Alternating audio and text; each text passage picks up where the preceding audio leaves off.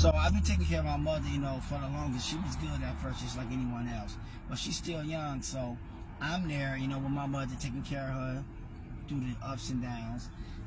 So I meet my girl, you know what I'm saying? She's from New York and all that stuff. I've been liking the Knicks, so it's nothing to me. So she started coming over, whatever, who out the band, we back and forth. But our neighbor was watching my mother, while we was gone here and there, keeping her company, making sure she all right. So this is before we got in the shelter, she put us there.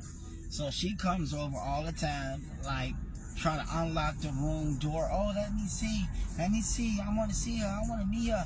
Open the door, we in there butt naked. So she always trying to come over and control stuff. She a Virgo, so she can't control you. You dead to her, but I'm not gonna bow down. So anywho, my neighbor who she got to spy on us and try to figure out little pieces and stuff, she always been like that towards me.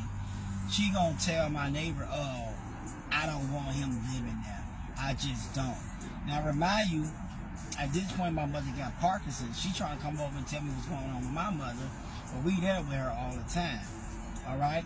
So anywho, I'm working, I'm doing whatever, minding my business. I'm not a woman beat, it's not a trap house. Ain't nothing bad going on in this house.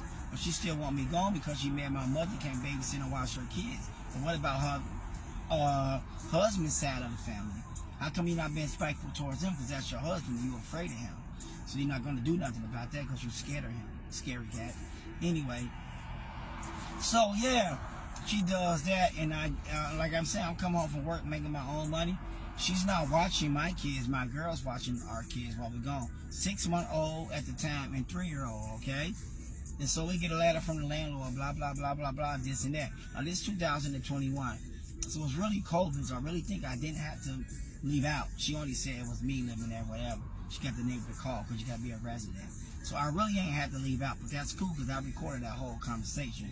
So if I come visit and I have a problem, I got that recording saved, and I can get a lawyer. And so how she was threatening me and saying all these things that she think I ain't know about because I live in the building. It means I don't know my rights because I live in the building, so I don't know what you know because you're the manager, but I do. Anyway, it's recorded. I swear to God, it's recorded. So anywho, fast forward, I just ended up leaving because I couldn't take it no more. It's too much drama. She's doing all that. So my thing is how some women can be so evil and spiteful that you will have a 6-month-old boy put out in the street in a coat and a 3-year-old, and these are your niece and your nephew, all because you met up with some babysitter. Her kids get up at 5:30. You gotta think her kids probably was like 8 or 10 at the time, something like that, running around the house like Chuck. So since she don't want to get up at 5:30 and watch your kids, your mother's a bum and she's lazy. We grown. Don't no one got to get up at 5:30 no more. What that mean? You a bum? Just because we not meeting your standards? But anywho, we end up leaving now. She told me so they can go to New York, they can go to La La Mama house. You don't know what's going on over there, and it's none of your business. You're all the way in Indiana. We downtown Chicago. So anywho, we just ended up going. I had to quit my job. Bad. But you know what, women, you can understand that who don't care about kids like that. She had an abortion. So why would I be surprised that she got her own niece and nephew put out in a cold in a shelter? So we get to the shelter, and of course, now I develop anxiety. And it's roaches, it's rats. We ain't have that many roaches, but it's rats and mice.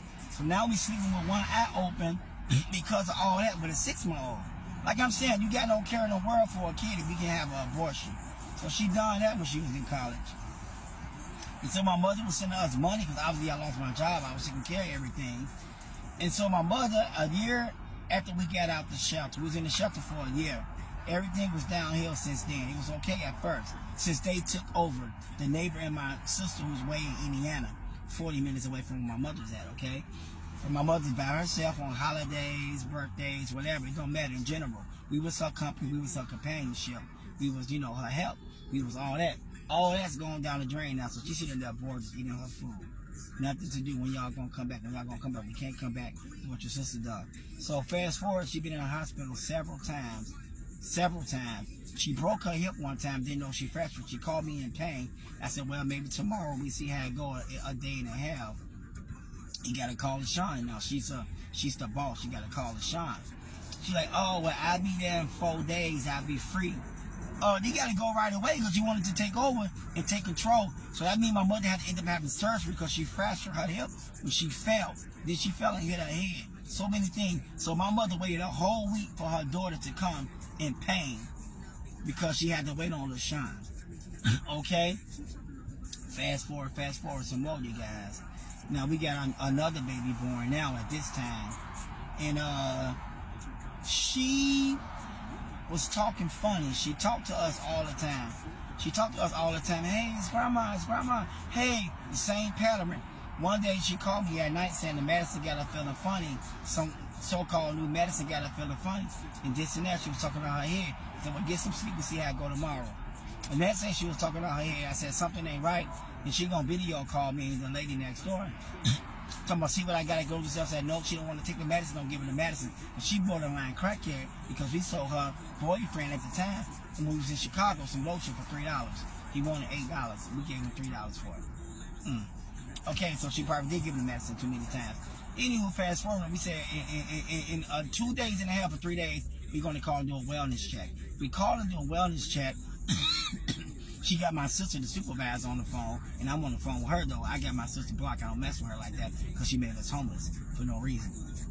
Okay, so she, why would you do that? Ain't nothing wrong with her. I said, I talk to my mama every day. We have the same pattern on the phone. She's talking out here. Get her to the emergency room. Take her to the hospital. She needs to see a doctor. They cussed me out. They blocked me from calling my mama. And then they blocked my girl from calling my mama. Next thing you know, guess what, y'all? And I did not even know. Maybe 3 or 4 days later, I don't know how many days later. Now, I talked to my mama 3 days later after that, off and on, when she was talking out her head. So at least 4 days I talked to her after that. After that, I didn't hear from her no more. I called with my girlfriend phone. My baby mother's phone. The phone kept ringing. The phone kept ringing. No answer. Come to find out, people text me, when you come to see your mother. What are you talking about? When is this? When is that? Boom, guess what she at? In the IC motherfucking.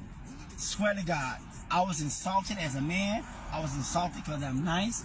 If someone knows that's my mother and I'm there with her all the time, now I'm rocking with her, so y'all really done that. Y'all underestimated me and my girl like we didn't know what we was talking about. For whatever reason, we look dumb. We don't look like that type. You know, black people do that a lot. If I was one of these street niggas who beat on women, if I was one of these different type of niggas, you would have believed me. But I don't know how you don't know nothing's wrong with someone who you see every day. And I'm all the way in New York, and I knew something wasn't right with my mother. But that's my mother, and she ended up with tools and everything in her. She finally ended up calling me, talking a little better and all that, because she was in a hospital. They ain't gave me no apology. They ain't hit me up, even though I don't talk to her. You know what I'm saying? They could have said something. You was right. She could have died. She sounded way better the last time I talked to her, but that's been a week and a half now. My number's still blocked. I can't call to check up on her. I ain't know what hospital she was in. I don't know how she got there. She kind of was talking right and told me that Cassidy rushed her to the hospital because she was talking funny, but I've been saying she was talking funny. She could have been in the hospital a week before. But y'all didn't listen. Y'all ignored my cry. Y'all insulted my intelligence as a man. That's what y'all done. Bro, and that's messed up. And so now she been going through all these problems and trials and